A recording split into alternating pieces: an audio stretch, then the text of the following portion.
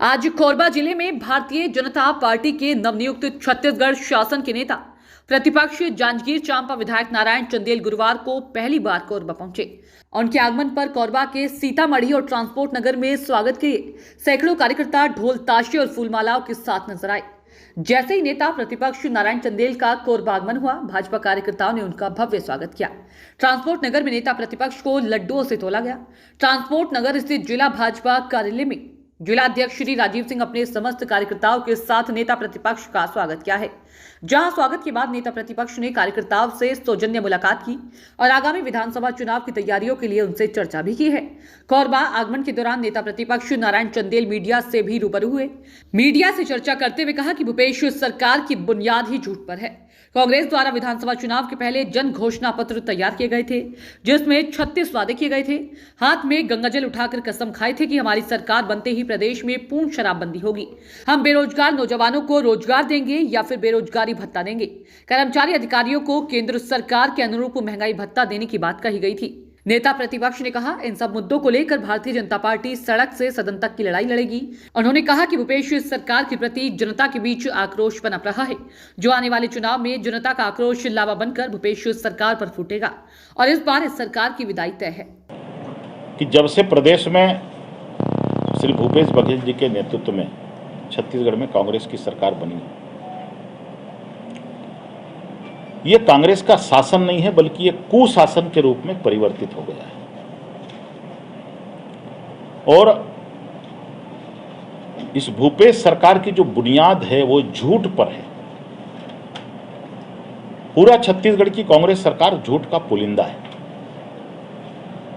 इन्होंने जन घोषणा पत्र में विधानसभा चुनाव के पहले 36 प्रमुख वादे किए थे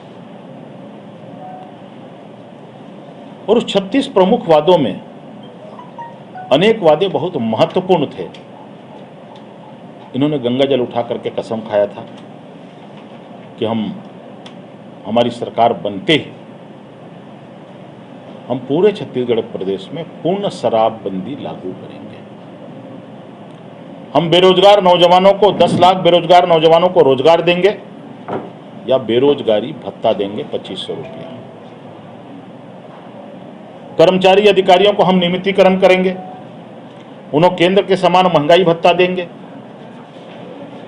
और अनेक वादे समाज के हर तबके के लिए, चाहे वो किसान हो, नौजवान हो, व्यापारी हो, अधिकारी हो, कर्मचारी हो, पेंशनर हो, महिला हो। लेकिन दुर्भाग्य इस बात का है कि 4.25 साल से भी अधिक समय इस कांग्रेस की भूपेश सरकार का बीत चुका है। पूरे छत्तीसगढ़ में विकास ठप है। आप किसी भी पंचायत में, किसी भी गांव में चले जाइए, इस 4.25 साल में विकास की एक ईंट भी सरकार ने नहीं रखी। भूपेश की सरकार, कांग्रेस की सरकार छत्तीसगढ़ में हर मोर्चे पर असफल, विफल और नाकारा साबित हुई। इस सरकार की न तो दशा ठीक है, न इसकी कोई दिशा है।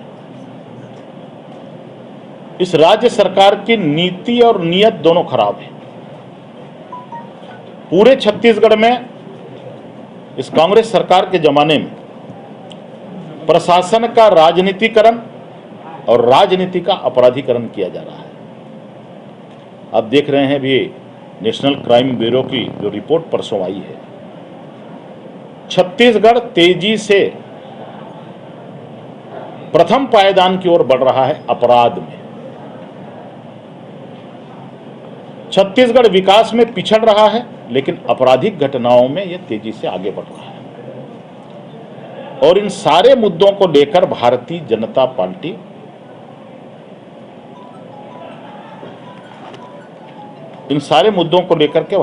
पार्टी सड़क से सदन तक की लड़ाई लड़ने वाली है। हम ग्राम सभा से लेकर विधानसभा तक इन सारे ज्वलंत मुद्दों को लेकर जनता के बीच में जाएंगे। समाज के हर तबके में इस भूपेश सरकार के प्रति भारी आक्रोश तेजी से पनप रहा है और ये आक्रोश आने वाले 1 साल बाद जो विधानसभा का चुनाव होना है नवंबर 2023 में, यह आक्रोश जन आक्रोश का लावा बन करके इस भूपेश सरकार पर फूटेगा और इस सरकार की विदाई तय है। आता होगा कि प्रदेश लेवल पर हमने बड़ा कार्यक्रम किया, जिसकी उम्मीद न तो प्रशासन को थी न बाकी लोगों को थी, और बड़ी संख्या में नौजवानों ने प्रदेश की राजधानी रायपुर में पिछले 24 तारीख को हुंकार भरा है। इस प्रदेश की तरुणाई ने फिर से एक बार अंगड़ाई ली है और इतिहास गवाह है, जब जब नौजवान अंगड़ाई लेता है वो परिवर्तन का शंखनाद होता है। अभी माननीय अमित शाह जी आए थे 27 तारीख को। आने वाले 9 सितंबर को भारतीय जनता पार्टी के राष्ट्रीय अध्यक्ष माननीय जगत प्रकाश नड्डा जी का प्रवास होने वाला है प्रदेश की राजधानी रायपुर, और बूथ के कार्यकर्ताओं से, बूथ अध्यक्ष से, हमारे जो शक्ति केंद्र के प्रभारी, सह प्रभारी, उसके जो संयोजक, उनसे सीधा संवाद करने वाले हैं। 50,000 से भी ज़्यादा कार्यकर्ताओं का महासंगम माननीय राष्ट्रीय अध्यक्ष जी के आगमन पर होने वाला है। ये पहली पार्टी है हिंदुस्तान की जो पहली बार बूथ अध्यक्ष से कोई संवाद करता है। हमारे प्रधानमंत्री जी भी करते हैं, अन्य राजनीतिक दलों में आप नहीं देखेंगे। हमारा गांव का कार्यकर्ता जो है, गांव में रहने वाला, वो बूथ अध्यक्ष है, उससे माननीय राष्ट्रीय अध्यक्ष जी बातचीत करने वाले हैं। अधिकारी कर्मचारियों का पिछले 22 तारीख से अनिश्चितकालीन हड़ताल पूरे छत्तीसगढ़ में जारी है। करीब 4.5 लाख अधिकारी और कर्मचारी हड़ताल पर हैं। पूरे अधिकारी कर्मचारी की इस हड़ताल को भारतीय जनता पार्टी का पूर्ण समर्थन प्राप्त है। हमने अनेक स्थानों पर हमारे सारे सांसद, सारे विधायक, मैं स्वयं भी जांजगीर में उनके पंडाल में गया था, 1 से 1.5 घंटा तक रहा, मैंने उनको समर्थन दिया। आने वाले विधानसभा के सत्र में हम जोर शोर से अधिकारी कर्मचारियों के विषय को, जिन विषयों को लेकर हड़ताल कर रहे हैं, उस विषय को हम जोर शोर से विधानसभा में उठाने वाले हैं। मंत्री जी भी करते हैं, अन्य राजनीतिक दलों में आप नहीं देखेंगे। हमारा गांव का कार्यकर्ता जो है, गांव में रहने वाला, वो बूथ अध्यक्ष है, उससे माननीय राष्ट्रीय अध्यक्ष जी बातचीत करने वाले हैं। अधिकारी कर्मचारियों का पिछले 22 तारीख से अनिश्चितकालीन हड़ताल पूरे छत्तीसगढ़ में जारी है। करीब 4.5 लाख अधिकारी और कर्मचारी हड़ताल पर हैं। पूरे अधिकारी कर्मचारी की इस हड़ताल को भारतीय जनता पार्टी का पूर्ण समर्थन प्राप्त है। हमने अनेक स्थानों पर हमारे सारे सांसद, सारे विधायक, मैं स्वयं भी जांजगीर में उनके पंडाल में गया था, 1 से 1.5 घंटा तक रहा, मैंने उनको समर्थन दिया। आने वाले विधानसभा के सत्र में हम जोर शोर से अधिकारी कर्मचारियों के विषय को, जिन विषयों को लेकर हड़ताल कर रहे हैं, उस विषय को हम जोर शोर से विधानसभा में उठाने वाले हैं। था